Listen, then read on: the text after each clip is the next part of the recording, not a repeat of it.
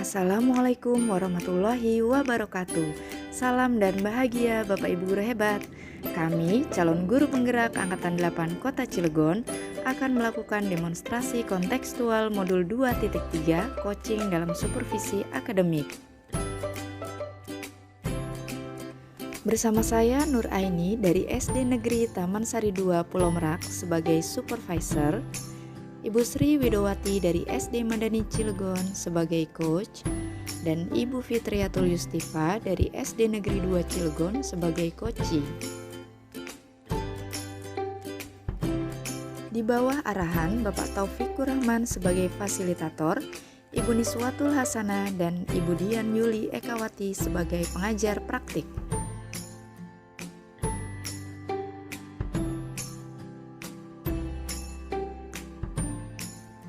Tujuan pembelajaran khusus pada demonstrasi kontekstual kali ini adalah calon guru penggerak dapat melakukan praktik coaching dengan calon guru penggerak lain untuk membantu mengembangkan area kompetensi coaching pada konteks pembelajaran atau keseharian calon guru penggerak melalui siklus berikut ini.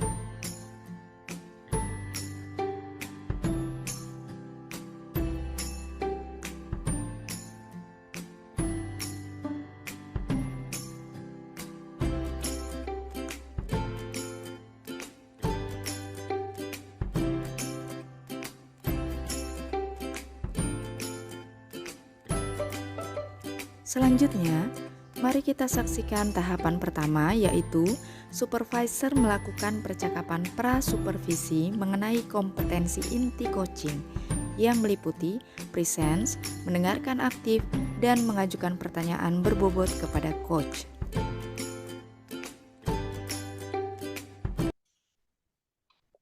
Assalamualaikum Bu Wiwit, bagaimana kabarnya hari ini? Waalaikumsalam, Bu Aini. Alhamdulillah sehat, Bu. Bu Aini sendiri gimana kabarnya? Alhamdulillah sehat. Baik Bu, hari ini Bu Wiwit akan melaksanakan proses coaching ya dengan Bu Fitri, betul? Iya, Bu, betul.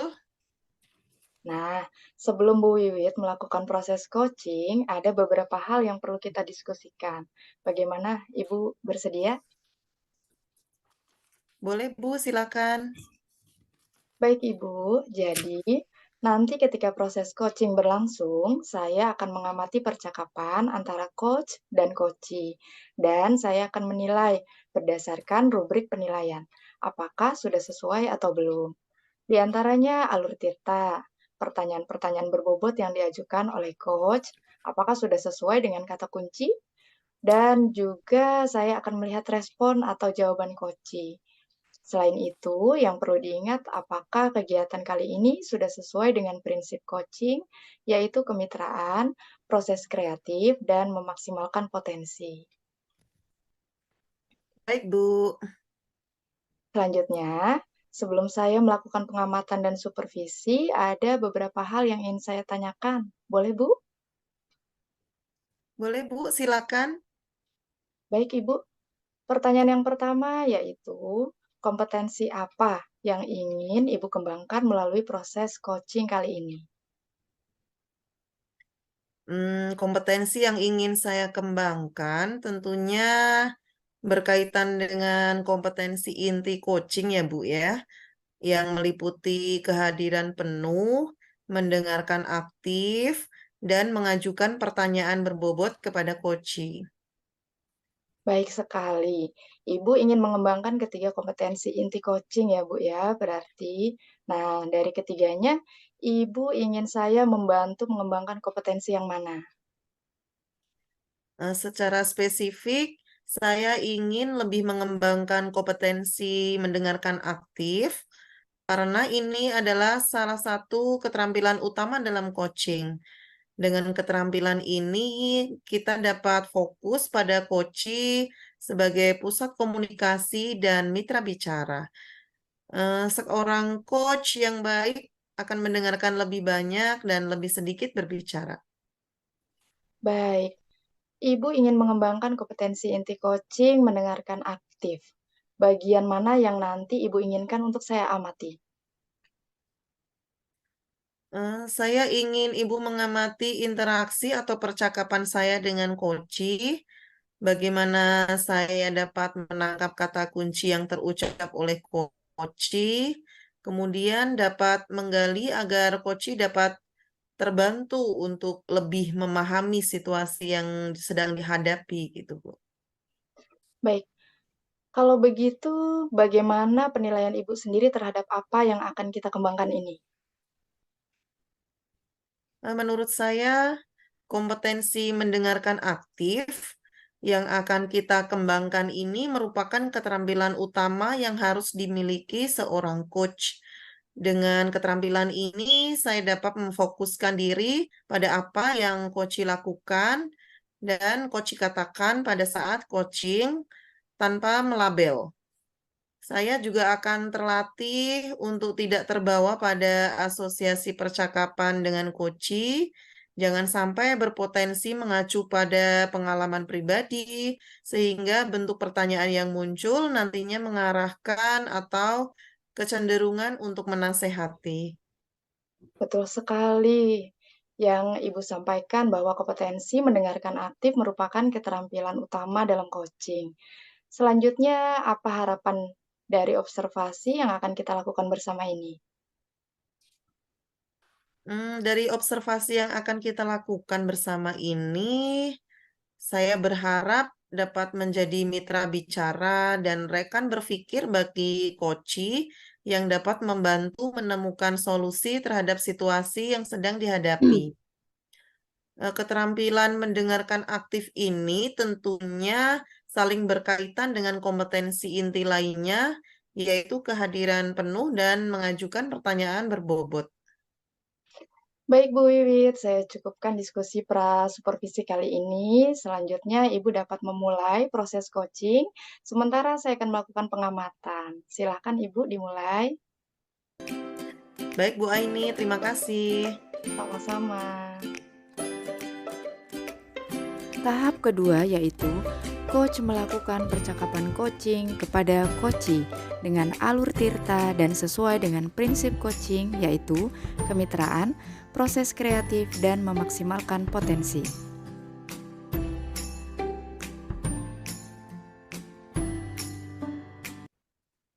Assalamualaikum Bu Wiwit.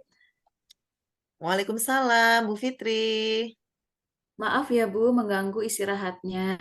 Ibu ada waktu luang nggak? Silakan, silakan Bu Fitri. Ada apa nih? Kelihatannya ada hal yang sangat penting. Saya hanya ingin berdiskusi Bu mengenai murid-murid saya di kelas. Baiklah, namun kita mungkin nggak punya banyak waktu, 10 sampai 15 menit.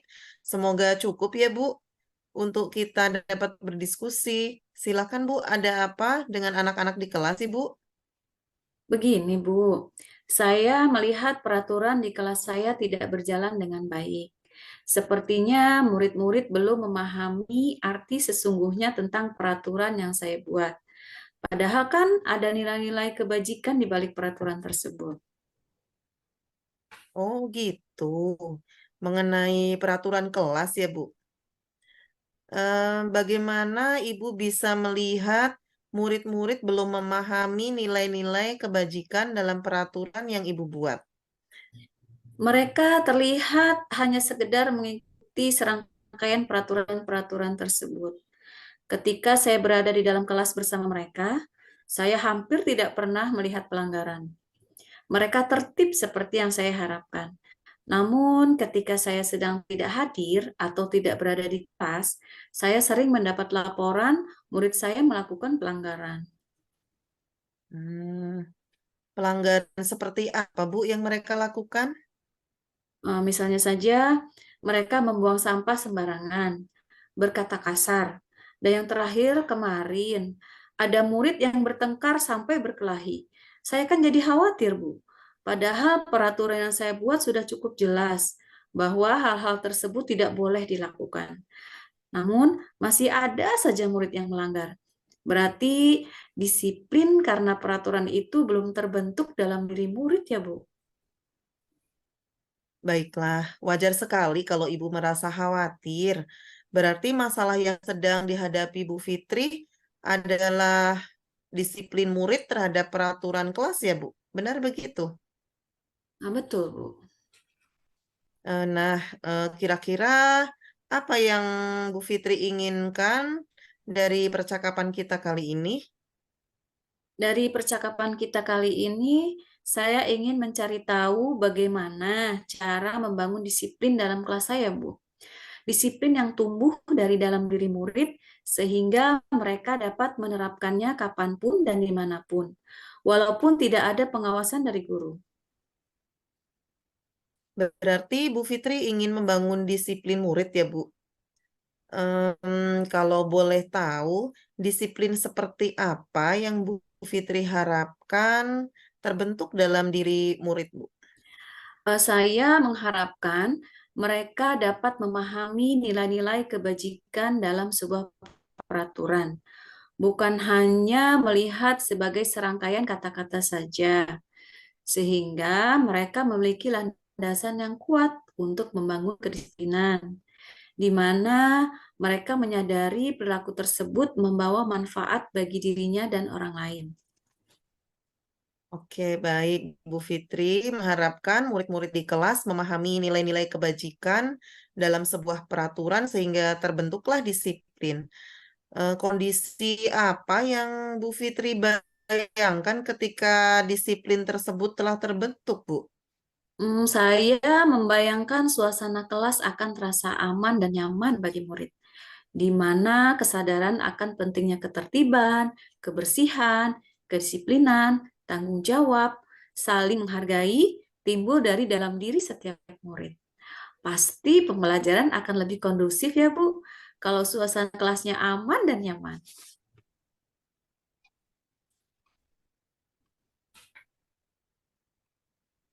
Wah, benar sekali. Kondisi tersebut sangat ideal ya, Bu, untuk pembelajaran.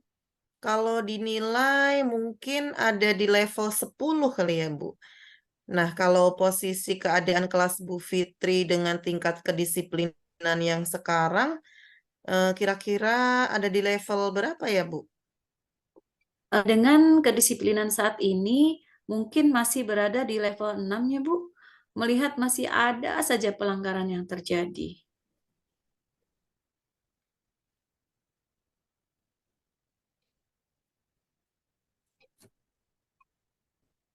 Baik, masih di level 6 ya, Bu. Menurut Bu Fitri, apa masih bisa ditingkatkan penerapan disiplin di kelas Ibu? Ke level berapa kira-kira? Tentunya saya ingin berusaha meningkatkan hal tersebut. Mungkin bisa di level 8, Bu. Bertahap tentunya. Semoga bisa terus ditingkatkan.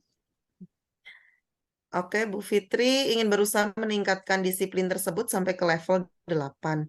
Upaya apa yang dapat Bu Fitri lakukan untuk membangun kedisiplinan tersebut?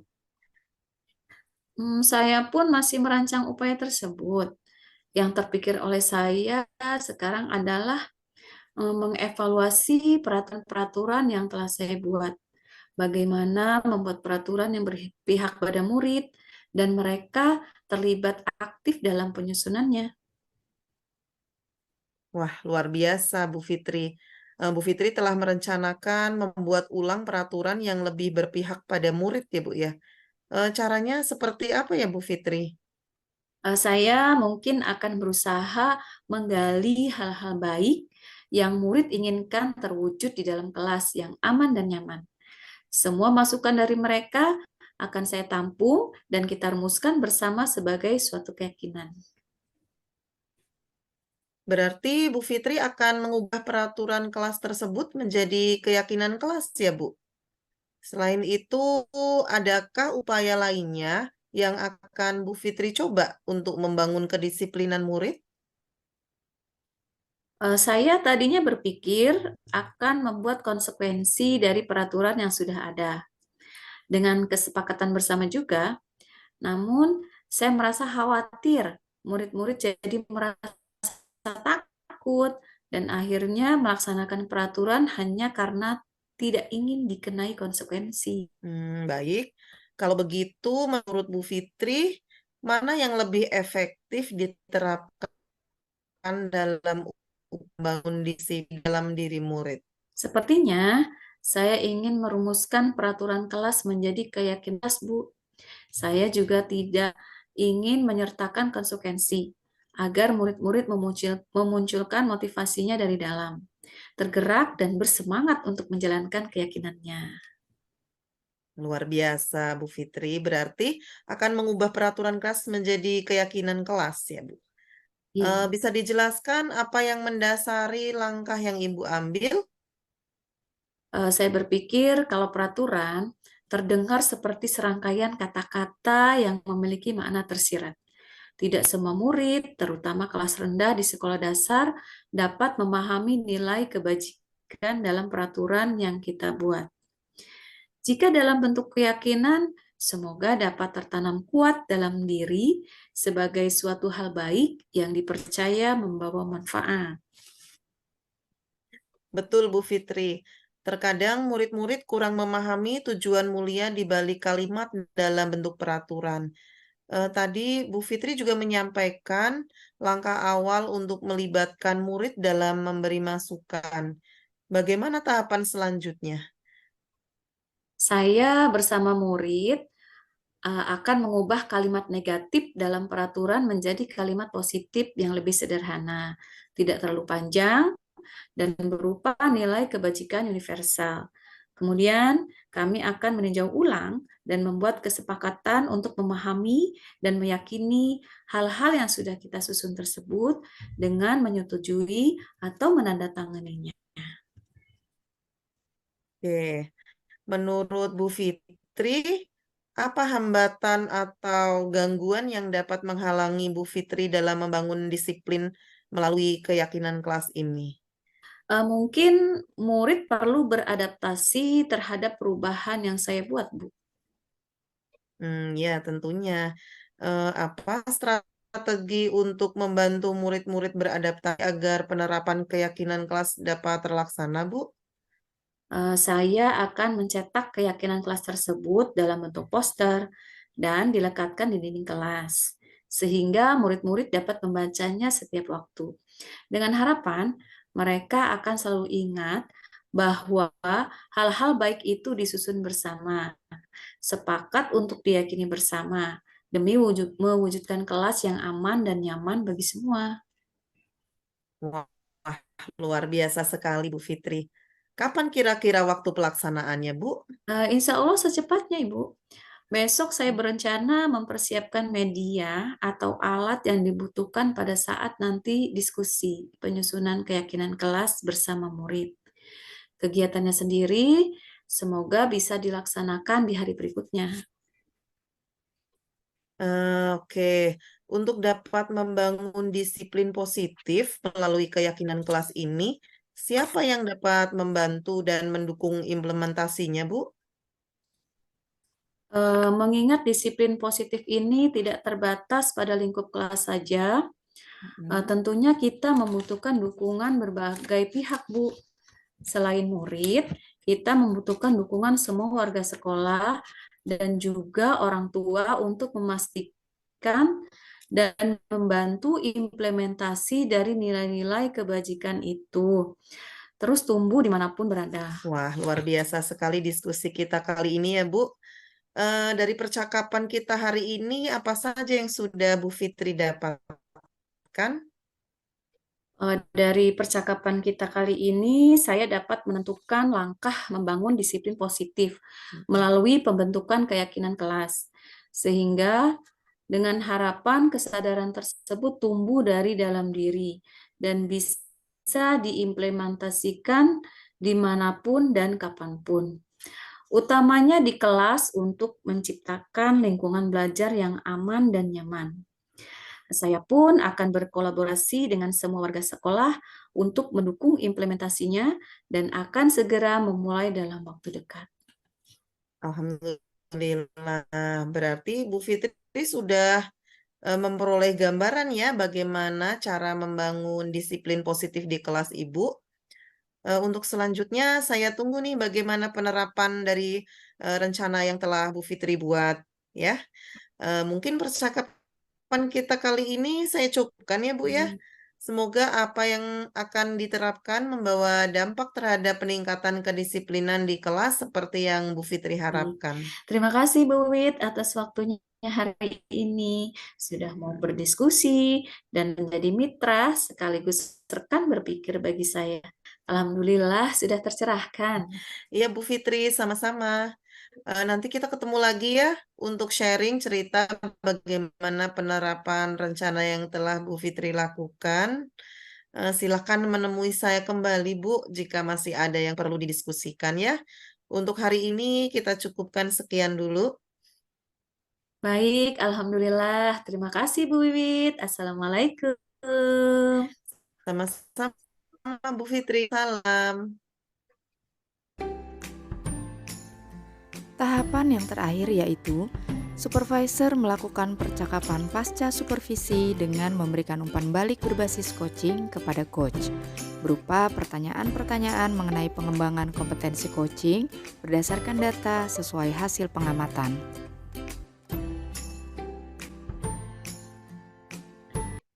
Iya, alhamdulillah Bu Wiwit. Proses coaching sudah selesai ya. Bagaimana perasaan Ibu sekarang? Ya Bu, alhamdulillah saya merasa bersyukur proses coachingnya berjalan dengan lancar. Saya juga merasa lega dan dapat menyelesaikannya dengan baik. Kalau Bu Wiwit sendiri menilai performa pada diri Bu Wiwit pada proses coaching tadi bagaimana Bu? Gimana ya Bu ya? Menurut saya dalam proses coaching tadi, percakapan yang saya lakukan sudah sesuai dengan rubrik penilaian menurut saya Bu. Oke, menurut Ibu sudah sesuai ya dengan rubrik penilaian. Apa yang membuat Ibu menilai demikian? Terkait dengan rubrik penilaian, saya merasa telah melaksanakan proses ini sesuai dengan prinsip coaching, yaitu kemitraan, posesif, dan memaksimalkan potensi. Saya juga telah melakukan proses coaching dengan alur tirta, dengan menanyakan tujuan, kemudian identifikasi permasalahan yang dihadapi, menggali rencana aksi sebagai solusi yang dimunculkan atas inisiatif coach sendiri, serta membangun komitmen untuk bertanggung jawab terhadap terlaksananya rencana yang telah dibuat. Saya juga berusaha lebih banyak mendengarkan untuk lebih fokus pada apa yang disampaikan oleh coach. Baik, menurut Ibu, proses coaching yang telah Ibu lakukan juga sudah sesuai ya dengan prinsip coaching dan alur tirta. Ditambah lagi, Ibu juga fokus pada kompetensi inti yang ingin dikembangkan, yaitu mendengarkan aktif. Sekarang, boleh saya menyampaikan hasil pengamatan saya? Tentunya boleh Bu, silakan.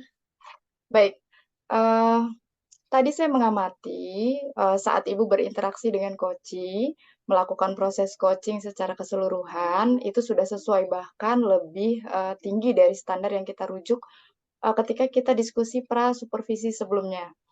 Selain hal-hal yang sudah Ibu paparkan tadi memang benar terwujud, saya pun melihat kompetensi inti lainnya yang sudah tampak, yaitu kehadiran penuh, ditandai dengan sikap sabar, terbuka, dan ingin tahu lebih banyak tentang coaching.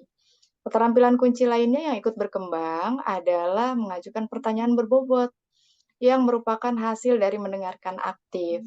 Kemudian, kata kunci yang diperoleh dari mendengarkan aktif tersebutlah yang selanjutnya digunakan dalam mengajukan pertanyaan berbobot. Terima kasih Ibu telah menjelaskan hasil pengamatan dari proses coaching yang telah kami lakukan. Bagaimana pendapat Ibu mendengar hasil dari pengamatan yang saya lakukan?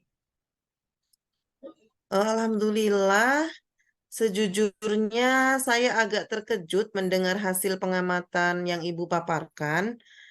Saya merasa belum optimal mengembangkan kompetensi inti dalam proses coaching ini sebenarnya, Bu.